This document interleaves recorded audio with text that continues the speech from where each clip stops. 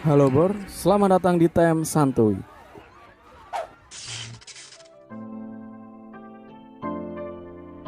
Teruntuk kamu manusia barbar yang jikalau malam minggu tak pernah tenang, gimana? Masih jomblo? Atau sudah punya karir yang baik dalam menggait pasangan? Jangan khawatir, karena di sini gue akan nemenin masa-masa gabut kalian untuk menceritakan sebuah film yang berjudul Jailbait tahun 2014. Di mana film ini menceritakan seorang gadis cantik yang masuk penjara karena tidak sengaja membunuh ayah tirinya. Di dalam penjara, ia mendapat perlakuan buruk dari jiwa lelaki seorang pemimpin penjara. Just take care of me. Okay. Gak usah banyak gedumel lagi, longgarkan celana kalian, langsung saja kita ke alur ceritanya. Let's go.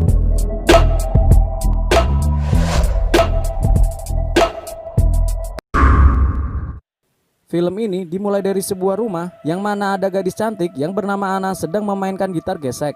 Bisa dibilang alat itu bernama cello, sampingnya Jogja. Tak berselang lama, ayah tirinya pun datang yang sedang dipengaruhi oleh minuman beralkohol. Amer ya bang. Nggak tahu gua, ciu mungkin atau berangkal. Di scene ini kita diperlihatkan bejatnya seorang bapak yang ingin mantap-mantapan ke anak tirinya. Dan di scene ini pula Ana tak sengaja membunuh bokapnya. Ia menendang tubuh bapaknya sampai terpental karena sudah nggak kuat dengan perlakuannya.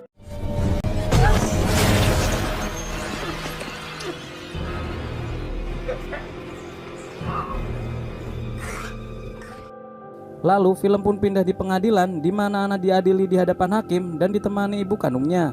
Ana pun dihukum 4 tahun 9 bulan di penjara khusus gadis-gadis yang usianya belum terlalu tua. Anjir, kok gue rada grogi ya bahas film. Your full name? Di dalam sel penjara, ia bersama seorang napi wanita bernama Jenny. Wanita ini sedikit pendiam dan suka membaca buku.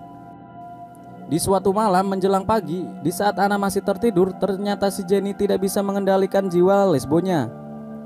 Ia melakukan ritual 2 jari sambil menatap wajah si Ana.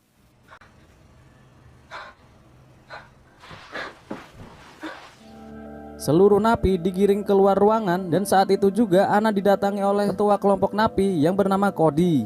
Dia ingin mengajak Ana masuk ke dalam gengnya, tetapi Ana malah menolaknya Bor. Ana pun mendapat perlakuan yang kurang mengenakan dari kelompoknya Cody. Ya semacam pembulian gitu Bor, karena penolakan Ana masuk ke dalam gengnya.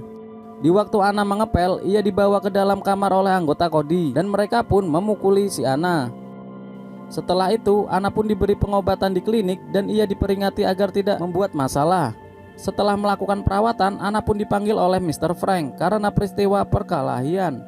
Frank pun banyak berbicara tentang latar belakang Ana, di mana ia adalah siswi yang pintar dan suka bermain cello. Oh ya, Frank ini sendiri adalah pimpinan penjara tersebut. Ia menawarkan perlindungan ke Ana dari kejamnya napi-napi yang ada di situ. Tetapi dengan catatan, ia harus melayani si Om Kadal Bintit ini untuk mantap-mantapan.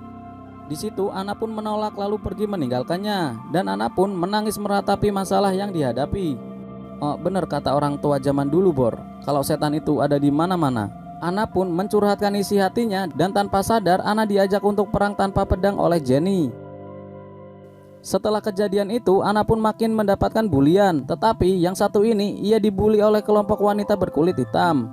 Tak kuat dengan buliannya, akhirnya Ana mendatangi Cody dan menerima ajakannya untuk bergabung. Tetapi di sini malah Cody memberi syarat. Untuk bergabung, Ana harus memukul ketua kelompok wanita berkulit hitam dan harus direkam oleh Cody. Hal itu dikarenakan jika Ana berkhianat kepada Cody, Cody akan membeberkan bukti video pemukulannya.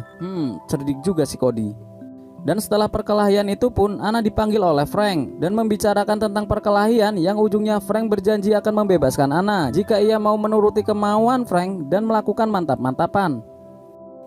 Ya walaupun si Ana di sini kasihan, cok. Scene pun langsung berpindah di mana kelompoknya Cody sedang membuatkan tato ke lengan Ana yang saat itu baru dipanggil oleh Frank. Di sana Cody mulai menggunakan narkoba dan disusul Ana yang dipaksa oleh Cody untuk menghirupnya bagai nyedot-nyedot udut serawan. Setelah semua have fun, Cody pun melancarkan serangan tanpa pedang kepada Ana dan terjadilah perang lesbo. Keesokan harinya ibu kandung Ana datang dan mereka terlibat cekcok karena ibunya masih saja membela ayah tiri. Si ibu beranggapan bahwa Ana mengada-ngada tentang kejadian di mana ayahnya selalu menidurinya setiap ibunya pergi. Lalu scene pun berpindah di mana pertempuran antara kelompok Cody dan kelompok kulit hitam yang menyebabkan Anna lagi-lagi dipanggil oleh Frank. Dan pastinya kalian tahu apa yang dilakukan Frank jika Anna mendapatkan masalah. Ya, ia mengenjotnya. Tetapi sebelum itu Frank memberi narkoboy kepada Anna biar rada santuy. Are you sure not? Just simulated. You gotta be safe nowadays, you know. Anna pun di sini makin berubah dan tak bisa mengendalikan amarahnya. Hal itu disebabkan oleh genjotan-genjotan yang menimpanya setiap waktu dan obat-obatan yang terus ia konsumsi. Akhirnya Anna pun mencoba untuk melakukan bunuh diri, tetapi rencananya digagalkan dan dia mendapatkan perawatan eksklusif dan penanganan khusus karena Anna sudah menjadi salah satu napi yang berbahaya. Setelah itu Anna pun dipanggil Frank. Ya, seperti biasa lagi, Bor. Gimana mentalnya nggak hancur kalau Anna selalu diprovokasi oleh napi lain yang akhirnya ia berhadapan oleh Frank dengan senjata genjotannya.